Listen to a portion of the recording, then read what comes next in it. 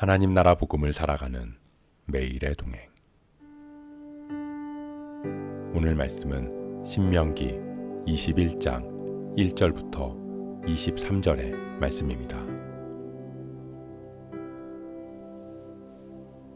내 하나님 여호와께서 내게 주어 차지하게 하신 땅에서 피살된 시체가 들에 엎드러진 것을 발견하고 그 쳐 죽인 자가 누구인지 알지 못하거든 너희의 장로들과 재판장들은 나가서 그 피살된 곳의 사방에 있는 성읍의 원근을 잴 것이요 그 피살된 곳에서 제일 가까운 성읍의 장로들이 그 성읍에서 아직 부리지 아니하고 멍에를 매지 아니한 암송아지를 취하여 그 성읍의 장로들이 물이 항상 흐르고 갈지도 않고 씨를 뿌린 일도 없는 골짜기로 그 송아지를 끌고 가서 그 골짜기에서 그 송아지의 목을 꺾을 것이요 레위 자손 제사장들도 그리로 갈지니 그들은 내 하나님 여호와께서 택하사 자기를 섬기게 하시며 또 여호와의 이름으로 축복하게 하신 자라. 모든 소송과 모든 투쟁이 그들의 말대로 판결될 것이니라. 그 피살된 곳에서 제일 가까운 성읍의 모든 장로들은 그 골짜기에서 목을 꺾은 암송아지 위에 손을 씻으며 말하기를 우리의 손이 이 피를 흘리지 아니하였고 우리의 눈이 이것을 보지도 못하였나이다. 여호와여 주께서 속량하신 주의 백성 이스라엘을 사하시고 무죄한 피를 주의 백성 이스라엘 중에 머물러 주지 마옵소서 하면 그 피 흘린 죄가 사함을 받으리니 너는 이와 같이 여호와께서 보시기에 정직한 일을 행하여 무죄한 자의 피 흘린 죄를 너희 중에서 제할지니라. 내가 나가서 적군과 싸울 때에 내 하나님 여호와께서 그들을 내 손에 넘기심으로 내가 그들을 사로잡은 후에 내가 만일 그 포로 중에 아리따운 여자를 보고 그에게 연연하여 아내를 삼고자 하거든 그를 내 집으로 데려갈 것이요 그는 그 머리를 밀고 손톱을 베고 또 포로의 의복을 벗고 내 집에 살며 그 부모를 위하여 한 달 동안 애곡한 후에 내가 그에게로 들어가서 그의 남편이 되고 그는 내 아내가 될 것이요 그 후에 내가 그를 기뻐하지 아니하거든 그의 마음대로 가게 하고 결코 돈을 받고 팔지 말지라. 내가 그를 욕보였은즉 종으로 여기지 말지니라.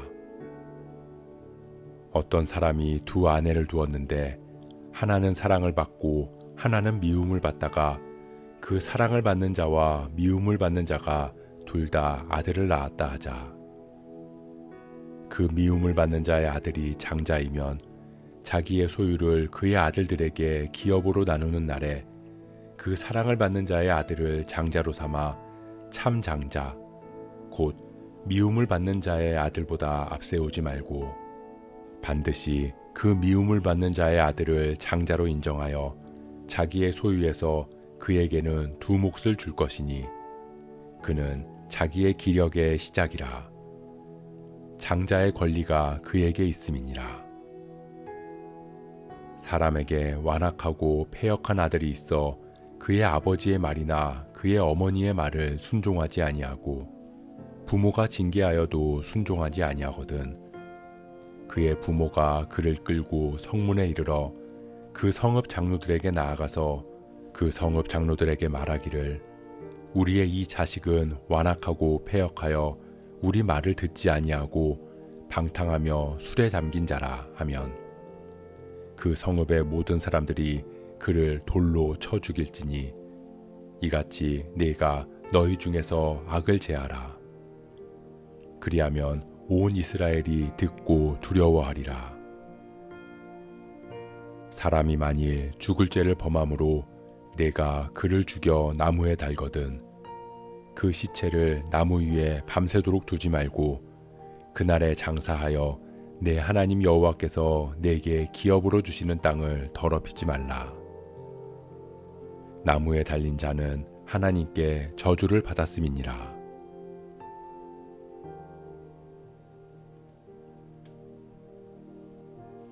전쟁에 대한 규례를 주신 하나님께서는 인권에 관한 규례를 말씀하십니다.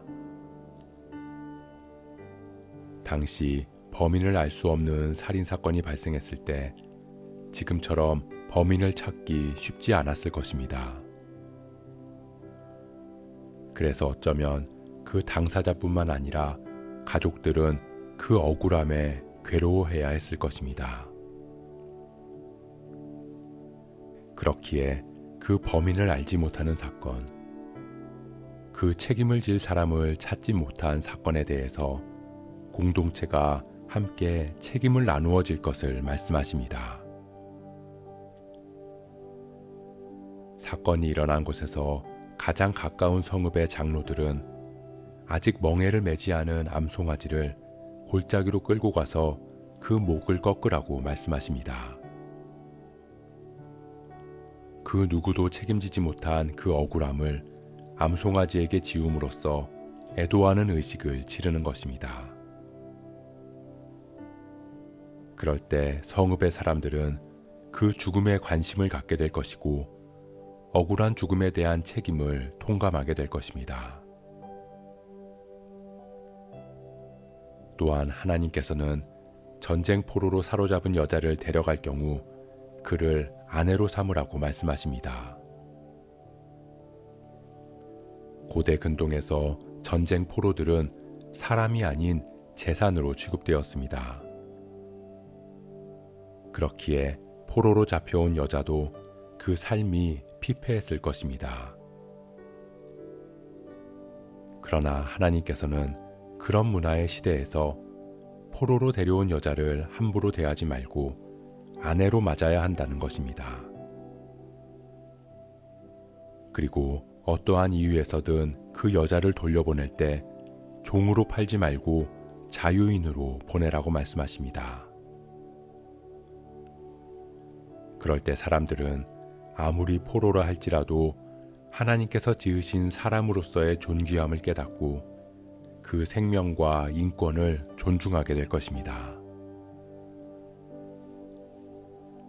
마찬가지로 당시 가정의 모든 결정권을 가지고 있었던 아버지는 장자를 선택하는 것과 심지어 자녀의 생명까지도 마음대로 할 수 있었습니다.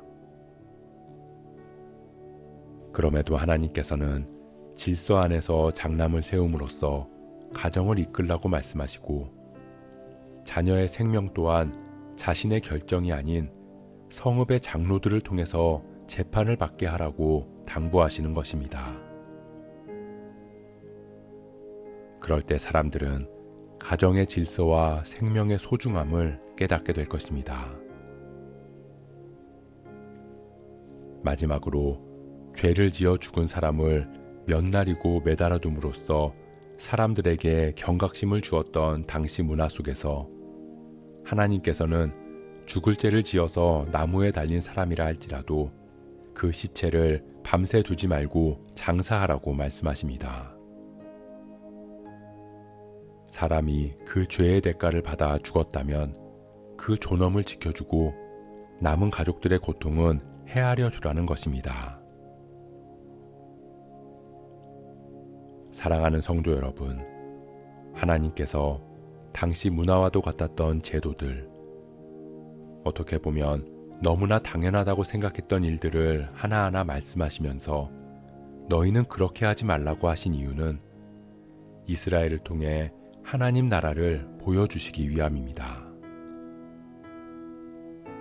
하나님 나라를 살아가는 백성들이 하나님의 사랑과 배려를 누리며 살아가도록 허락하신 하나님의 마음입니다. 하나님의 백성이라면 하나님의 마음으로 이웃과 세상을 바라보아야 할 것이고 그러기 위해서 너무나 당연한 일들조차 굳이 하나님의 뜻을 구하고 행해야 하는 것입니다. 우리가 하나님의 마음에 민감하기를 소원합니다. 세상이 당연하다고 생각하는 일들, 관행이나 관습, 문화라는 이름으로 행해지는 일들 안에서도 하나님 나라를 이루고 누리며 살아갈 수 있는 저와 여러분 되시길 주님의 이름으로 축복합니다.